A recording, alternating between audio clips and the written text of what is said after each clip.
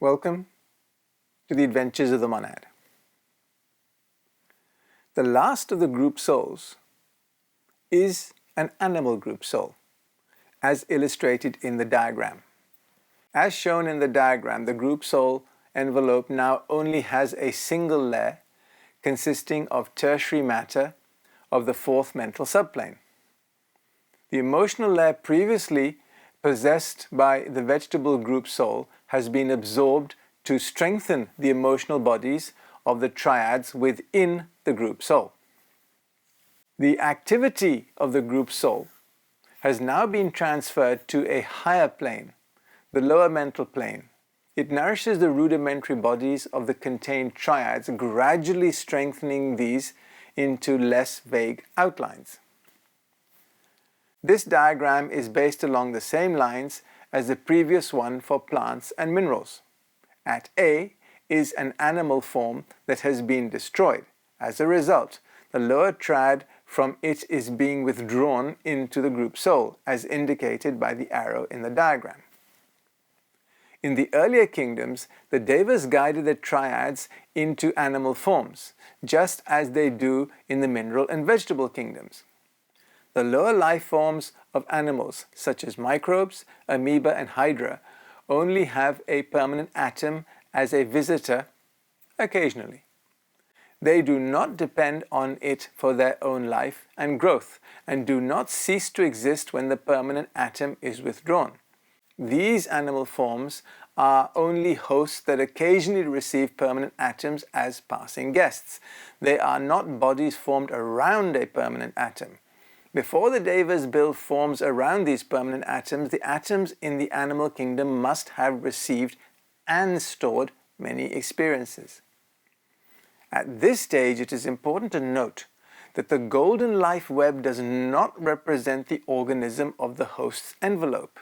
Instead, the life web behaves similarly to how rootlets act in soil, attached to soil particles and drawing the necessary nourishment for the organism from them. In the animal kingdom, permanent atoms receive a wider range of vibrations compared to the lower kingdoms. As a result, they differentiate more quickly. As this differentiation continues, the multiplication of the group soul accelerates while the number of lower triads in any one group soul steadily decreases. This diagram illustrates the division of an animal group soul through fission. Mineral and vegetable group souls also divide through a similar process of fission as previously described. The group soul divides repeatedly until each lower triad has its own separate envelope. The triad is still within the protection and nourishing casing of tertiary essence as it approaches individualization. At this point, the term group soul is no longer strictly applicable, as one lower triad is not a group. It is a single lower triad that has separated from the original group to which it belonged. In diagram A, we see that in the group soul envelope, there is only one lower triad, but several animal forms are still attached to the group soul.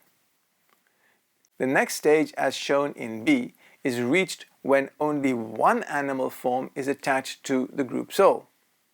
Many domestic animals have reached this stage and have become separate entities, incarnating in a succession of animal bodies. However, they have not yet attained the possession of a causal envelope, which is the true mark of individualization. Before describing the intriguing process of individualization, we can note an analogy between animals as they approach individualization and the human prenatal experience. At this stage, the animal corresponds to the last 2 months of the human fetus.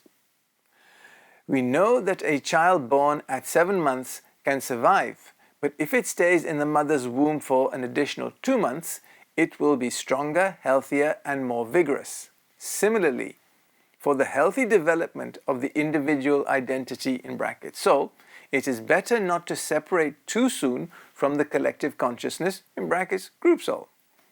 The soul should remain within the collective consciousness, absorbing life and strengthening itself from the collective until its mental capacity reaches its limit of growth. Only then is the time right for the individualization to occur. Some people who are very fond of animals have been warned by occultists not to be overly affectionate towards them or to show affection in unwise ways. This is because excessive attention may unnaturally accelerate an animal's growth, similar to how we know that forcing a child's development can be unhealthy. Hastening an animal's individualization before it's fully ready may have negative consequences. It is far better to allow a child to develop naturally until it's fully prepared for individualization rather than artificially forcing its development and causing it to become an individual before it's truly ready to live independently in the world. We are currently a bit more than halfway through the evolution of this chain of worlds, specifically in the fourth round of the fourth chain.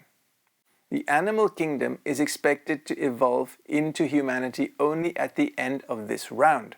Therefore, any animal currently evolving or approaching individualization must be significantly more advanced than others, and there are very few such cases. However, they do occur from time to time. Close interaction with humans is necessary to bring about this outcome. We can observe two factors at play. The emotions and thoughts of a human constantly influence those of an animal, elevating both its emotions and intellectual capabilities. When treated kindly, the animal develops a deep affection for its human friend and endeavors to understand and anticipate its wishes, demonstrating its intellectual prowess. It has been observed that individualization, which sets an entity distinctly apart from the animal kingdom, can only occur for certain types of animals, one for each of the 7 great types of rays. Individualization occurs primarily among domesticated creatures and not all classes of these animals. Among these classes, we are certain of the elephant, the monkey, the dog, and the cat. The horse may be the 5th. Each of these types of animals is led by a powerful head diva. It is not fully known, but it is believed that wolves, foxes, jackals, and similar creatures all have a common ancestor in the dog. Similarly, lions, tigers, leopards, jaguars, and ocelots share a common ancestor in the domestic cat. It should be noted that an animal of a specific type, when individualizing into a human being, will become a human of the same type and not of a different type. Both bees and ants, along with wheat, were brought from Venus by the Lords of the Flame. They live in a manner quite different from purely terrestrial creatures. With them, a group soul animates the entire ant or bee community. This means that the community acts with a single will, and its different units are actually members of one envelope, in the sense that hands and feet are members of the human frame. They have not only a group soul, but also a group envelope. The writings of M. Maeterlinck confirm the above idea. He writes, "The population of the hive, the anthill, and the termite appears to be one single living creature, whose organs, made up of countless cells, are only seemingly separate, but are always governed by the same energy or vital personality, the same central law. Due to this collective immortality, the death of hundreds of termites immediately replaced by others does not affect the central being.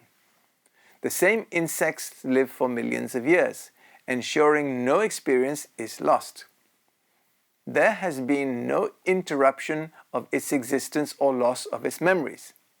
An individual memory has been preserved and has never stopped centralizing every acquisition of the collective soul.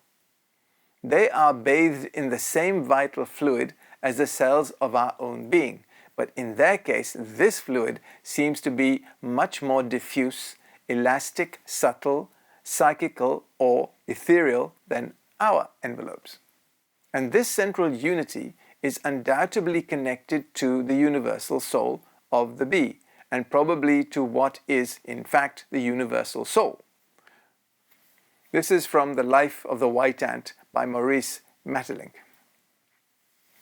A group soul may have quadrillions of flies and mosquitoes, hundreds and thousands of rabbits or sparrows, and a few thousands of animals like lions, tigers, leopards, deers, wolves, or wild boar. The number is smaller for domesticated animals such as sheep and oxen. In the case of the 7 animals that can be individualized, there are certainly only a few hundred attached to each group soul. As their development continues, they break up rapidly. While 1,000 prairie dogs may be attached to one group soul, in the case of a really intelligent pet dog or cat, there may be no more than 10 or 12 bodies over which the group soul hovers.